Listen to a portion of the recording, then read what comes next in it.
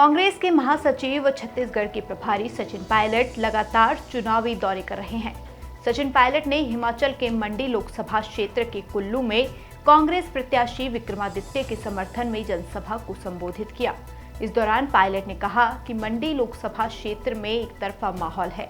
कांग्रेस के पक्ष में हमारे साथ ही एक नौजवान को पार्टी ने यहां से उम्मीदवार बनाया है। मुझे पूरा विश्वास है कि विक्रमादित्य भारी बहुमत से इस लोकसभा क्षेत्र से जीतेंगे। हिमाचल की चारों सीटों पर हमारे उम्मीदवार बढ़त बनाए हुए हैं। देश में भी आज बदलाव का माहौल है। उन्होंने कहा कि मैं बार बार कहता हूं कि जहां कांग्रेस बीजेपी की सीधी टक्कर है, वहां पर कांग्रेस के उम्मीदवार अच्छा प्रदर्शन करेंगे, चाहे वह राजस्थान, मध्य प्रदेश, छत्तीसगढ़, हरियाणा, उत्तराखंड, हिमाचल, हर जगह इंडिया गठबंधन के उम्मीदवारों का प्रदर्शन बेहतर रहेगा।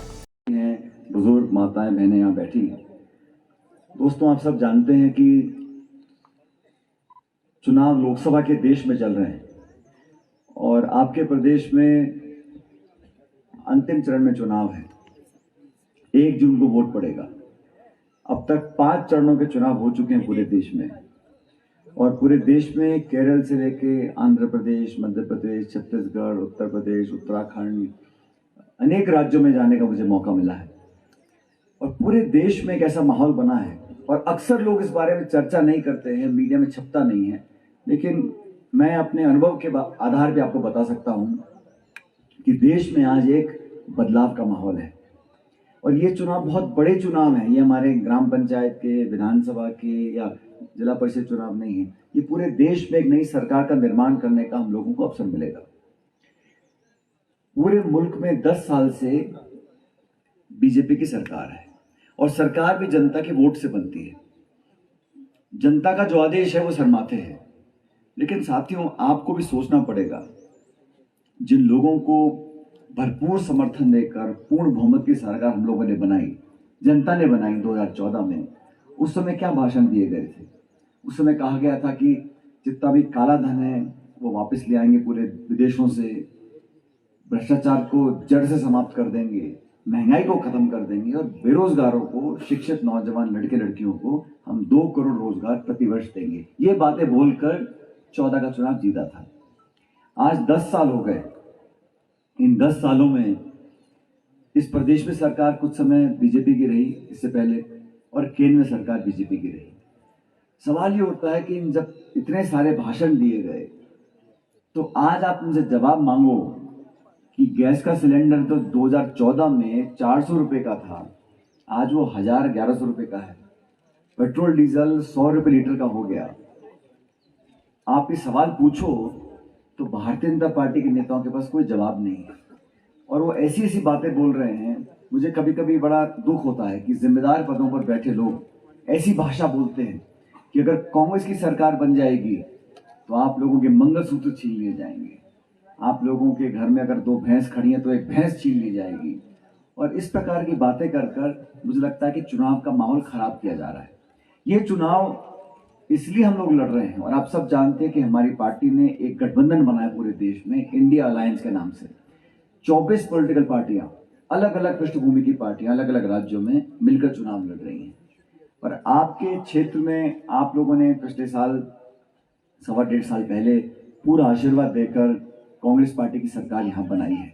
मैं इसका आपको बहुत बहुत धन्यवाद देता हूँ कि मुझे बहुत एक अवसर मिला था पूरे हिमाचल प्रदेश में आप सब लोगों से मिलकर बात कर वोट का आग्रह करने के लिए। आपने पूरे आशीर्वाद से कांग्रेस की सरकार बनाई। लेकिन आज हम लोगों को लोकसभा का उम्मीदवार चुनना है। जहां जहां पर भी बीजेपी कांग्रेस की सीधी टक्कर हो रही है, मैं राजस्थान से आता हूं, राजस्थान हो, मध्य प्रदेश हो, छत्तीसगढ़ हो, हरियाणा हो, हर जगह कांग्रेस पार्टी बढ़त में है। और हम लोगों ने जो चुनाव लड़ा है, हमने बड़ा स्पष्ट 2-4 बातें बोली हैं। मैं आपको संक्षिप्त में बताता हूं। हम पहली पॉलिटिकल पार्टी है कांग्रेस जिसने देश में ये वादा किया है कि हमारा किसान जो फसल पैदा करता है, अनाज पैदा करता है, उसको समर्थन मूल्य का घोषणा करती है सरकार, एमएसपी बोलते हैं उसको।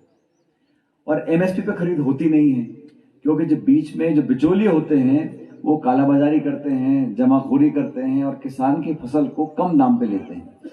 और 3 काले कानून इस सरकार ने बनाए थे, आप सब जानते हैं। उन काले कानूनों को मजबूरन वापस लेना पड़ा, क्योंकि देश भर के किसानों ने आंदोलन किया दिल्ली में और 1.5 साल तक धरना दिया। किसानों पे लाठियां गोलियां चली, उसके बावजूद थक हार कर केंद्र की सरकार को ये 3 काले कानून वापस लेने पड़े। लेकिन आज कांग्रेस पार्टी ने घोषणा करी है, हम सरकार बनाते हैं तो न्यूनतम समर्थन मूल्य पर एक कानून बनेगा, उससे कम दाम पर कोई व्यक्ति खरीद नहीं सकता। आज तक ये होता था, सरकार घोषणा करती थी एमएसपी की और एक सिर्फ घोषणा हो जाती थी, लेकिन फसल खरीद जो है बिचौलिए करते थे कम दामों के ऊपर। कांग्रेस ने किसानों का ध्यान रखते हुए, अन्नदाताओं को ध्यान रखते हुए समर्थन मूल्य पर कानून बनाने की बात बोली है। बीजेपी की सरकार ने पिछले 8-10 सालों में चंद उद्योगपतियों के 16 लाख करोड़ रुपए 16 लाख करोड़ रुपए का कर्जा माफ कर दिया बैंकों का। लेकिन हम लोगों ने कहा कि अगर हमारी सरकार बनती है तो इस देश में जितने गरीब परिवार हैं, प्रत्येक गरीब परिवार में जो सबसे प्रमुख महिला होगी, उस महिला के खाते में प्रतिवर्ष 1 लाख रुपए हम लोग आर्थिक मदद देंगे। मतलब 8,833 रुपए प्रति माह उन लोगों को मिलना चाहिए जो देश में सबसे गरीब परिवार है। आज जो गांव में रहते हैं, बच्चों को पालते हैं, गरीब परिप्रेक्ष्य से आते हैं, वो अपना घर नहीं चला पा रहे हैं। आज महंगाई कमर तोड़ रही है। उस महंगाई का मुकाबला करने के लिए हमने देश के सबसे गरीब परिवारों के लिए अपने मैनिफेस्टो में कहा है कि हम लोग 1 लाख रुपए प्रति साल महिलाओं के खाते में जमा कराएंगे। हम लोगों ने कहा जो नरेगा के काम चलते हैं गाँवों के अंदर, अभी उसमें 200-250 इतनी दिहाड़ी मिलती है। सरकार बनने के बाद हमने कहा कि हम कम से कम 400 रुपये प्रतिदिन की दिहाड़ी नरेगा की करेंगे, ताकि अगेन जो काम करने वाले हैं लोग, उनको थोड़ी मदद मिल सके। तो हम तो चुनाव लड़ रहे हैं किसानों के लिए, नौजवानों के लिए, महिलाओं के लिए, गरीबों के लिए एक अच्छा माहौल बनाने के लिए, निवेश हो, उद्योग लगे, इस देश के अंदर लोगों को अवसर प्राप्त हो। और भारतीय जनता पार्टी का चुनाव का मुद्दा है, आज भाषण देते हैं, नेहरू जी ने ऐसे किया, इंदिरा गांधी ने ऐसे किया, मनमोहन सिंह ने ऐसे किया। अरे आपने 10 साल में क्या किया है बताइए? आपने क्या महंगाई कम कर दी? आपने रोजगार लगवा दिए, आपने उद्योग लगवा दिए। इस देश में 2014 में साथियों पूरे मुल्क पर 50 लाख करोड़ रुपए का कर्जा था। 50 लाख करोड़ का कर्जा पूरे देश पर था। आज 250 लाख करोड़ का कर्जा है, 250 लाख करोड़। तो सवाल ये बनता है कि हम लोग जब नई सरकार बनाने जा रहे हैं तो किस व्यक्ति को, किस विचारधारा को, किस दल को हम चुनेंगे। मैं इतनी दूर चलकर आपके बीच इन वादियों में, पहाड़ों में इसलिए आया हूं क्योंकि संदेश आप तक पहुंचाना बहुत जरूरी था। आप सब जानकार लोग, समझदार लोग हो, लेकिन यहाँ के लोग, आपकी एक एक वोट की कीमत है। इसलिए मैं समझना पड़ेगा कि आज कांग्रेस पार्टी ने बहुत सोच समझकर हमारे नौजवान साथी विक्रमादित्य को यहाँ से उम्मीदवार बनाया है। वो सरकार में काम कर रहे हैं, विधायक हैं, लेकिन इस क्षेत्र की जो एक पहचान है उसको दिल्ली में मजबूती से उसकी पैरवी कर सके, इसलिए कांग्रेस पार्टी ने सबने मिलकर इस नौजवान को मौका दिया है। भाजपा के जो उम्मीदवार हैं, मैं उनके बारे में कुछ बोलना नहीं चाहता हूं। आप सब जानते हैं क्या पार्टी है, क्या नेता है, कौन उम्मीदवार है, लेकिन आपको सोचना पड़ेगा। आज स्वर्गीय राजा वीरभद्र सिंह जी ने जो उस प्रदेश के लिए किया, उसको कोई भुला नहीं सकता। वो इतनी बार मुख्यमंत्री बने और एक एक गांव पगडंडी की उनको पहचान थी, जानकारी थी। उन्होंने पूरे जीवन काल में जितनी बार भी सेवा का मौका मिला, पक्ष में विपक्ष में, इस क्षेत्र को, इस प्रदेश को बहुत कुछ दिया है। आज हिमाचल प्रदेश की पहचान भी एक तरह से उनकी पहचान बनी हुई है। तो हम लोगों को भविष्य की तरफ देखना है। हम लोगों को उस व्यक्ति को वोट डालना है जो दिल्ली में बैठकर हमारी सेवा कर सके, हमारी वकालत कर सके, हमारी पैरवी कर सके। और भाजपा ने 10 साल में साथियों ऐसा माहौल बना दिया देश में जो आज से पहले नहीं था। आज कहते हैं कांग्रेस मुक्त बनाना चाहते हैं, विपक्ष को खत्म करना चाहते हैं। आप कल्पना करो, इस देश में 2 निर्वाचित मुख्यमंत्री, उनको आपने जेल में डाल रखा है।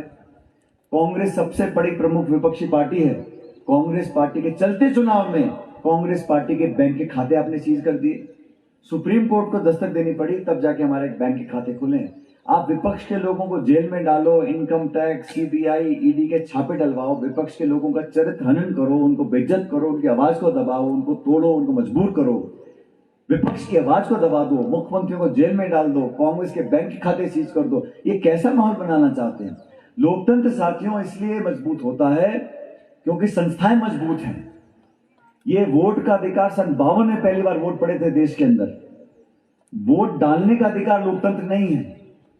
वोट तो रूस में भी पड़ता है, वोट तो पाकिस्तान में भी पड़ता है, लेकिन कोई नहीं बोलता कि पाकिस्तान में लोकतंत्र मजबूत है या रूस में लोकतंत्र मजबूत है। लोकतंत्र हिंदुस्तान में मजबूत है क्योंकि हमारी संस्थाएं मजबूत हैं।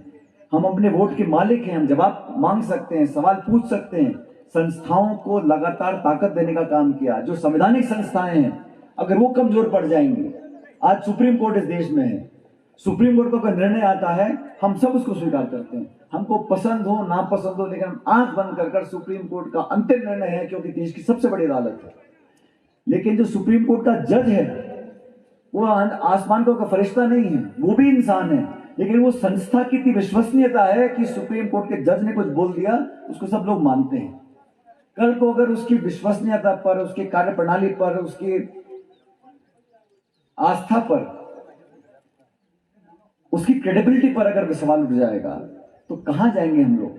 तो संस्थाओं को प्रोटेक्ट करना बहुत जरूरी है। पिछले 10 सालों में नीतिगत तरीके से सारी संवैधानिक संस्थाओं को कमजोर करने का काम किया गया।